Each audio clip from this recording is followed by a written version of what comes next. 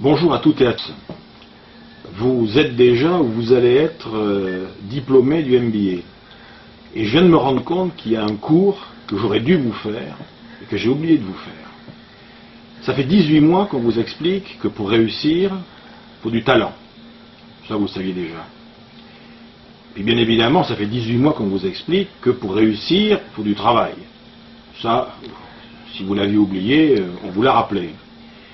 Il y a une chose qu'on avait oublié de vous dire, c'est que pour réussir, il faut de la chance. Et j'avais complètement oublié de vous faire le cours sur comment avoir de la chance. J'ai 5 minutes devant moi, je vais essayer de rattraper le temps perdu. Alors vous me direz, mais comment est-ce qu'on peut faire un cours sur la chance? Il y a des gens qui vous disent, la chance, c'est le hasard. On est tombé là au bon moment. D'autres vont vous dire, ben non, il y en a qui l'ont, il y en a qui l'ont pas, c'est la bonne étoile. Mais moi, ce que je vais vous dire, c'est que par expérience, après pas mal d'années passées dans le management et dans la formation des managers, la chance, premièrement, c'est une compétence, et deuxièmement, c'est une compétence qui se travaille. C'est-à-dire que ceux qui ont de la chance à répétition, ils en sont responsables, et ceux qui ont des coups durs et des coups de malchance à répétition, ils en sont aussi responsables. Parce que dans le fond, c'est quoi la chance, quand on regarde bien? Les gens qui ont de la chance autour de vous, et si vous en avez de la chance, ça veut dire que vous avez une capacité à créer autour de vous un environnement favorable.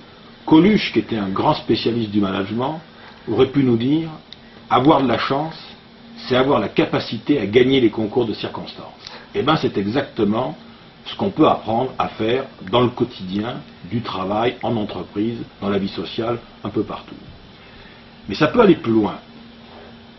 Avoir de la chance, dans le fond, c'est activer la boîte à opportunités. Faire en sorte qu'à travers ce que je fais, les décisions que je prends, les contacts que j'ai avec les autres, je vais déclencher l'apparition d'opportunités. Alors c'est quoi une opportunité? Vous vous en souvenez peut-être, on en avait sûrement parlé dans le cadre du cours, dans nos conversations à la machine à café.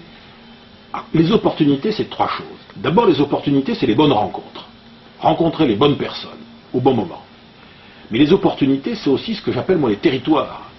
Aller sur les bons territoires, c'est les bons territoires du business, mais c'est aussi les bons territoires de la culture, les bons territoires géographiques, les bons territoires de la relation. Être sur le bon territoire. Et puis surtout, rencontrer des opportunités, c'est aussi être à l'écoute des bonnes demandes. C'est-à-dire, comme par hasard, celui qui trouve l'opportunité avec laquelle il va réussir, il a rencontré la bonne personne sur le bon territoire et il a répondu, ou en tout cas il s'est positionné comme étant celui ou celle qui pouvait répondre à la bonne demande. Alors vous me direz, mais d'accord, mais alors est-ce que ça peut se déclencher? En tout cas, ça peut s'aider. On peut aider ça. On peut aider ça avec 4 postures. La première posture, c'est déjà une posture de vigilance. C'est-à-dire de la curiosité. Celui qui vit dans la routine, généralement, rencontre très rarement des opportunités. Les opportunités détestent les systèmes qui tournent en rond. Savoir sortir de ses propres routines, c'est la première condition pour activer justement cette vigilance.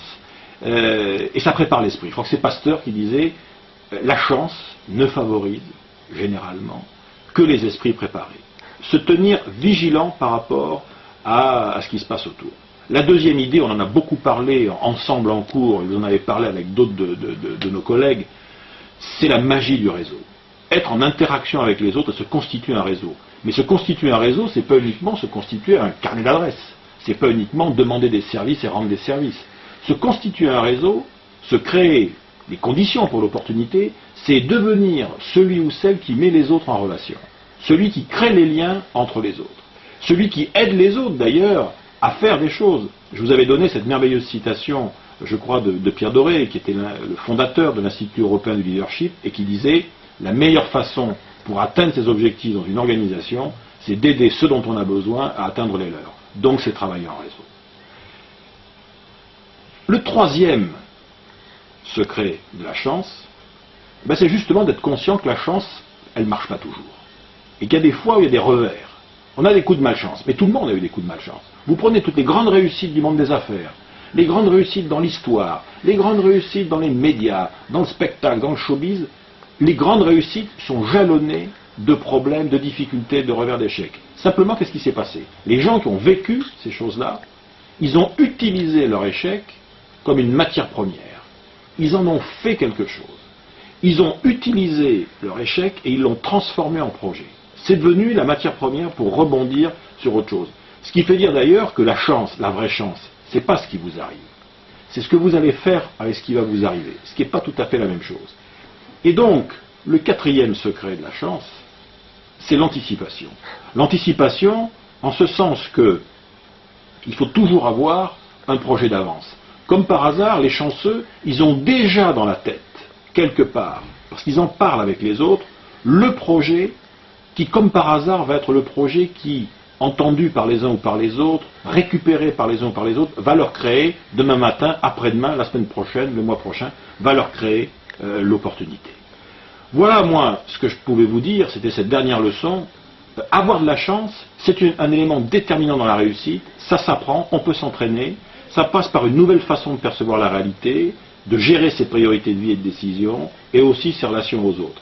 Et en n'oubliant surtout jamais que dans le fond, puisque tout est affaire d'opportunité, il faut savoir être de temps en temps un peu égoïste, et se dire que la meilleure façon, et c'est vrai pour tout, de rencontrer des opportunités dans la vie, c'est déjà d'en être une soi-même.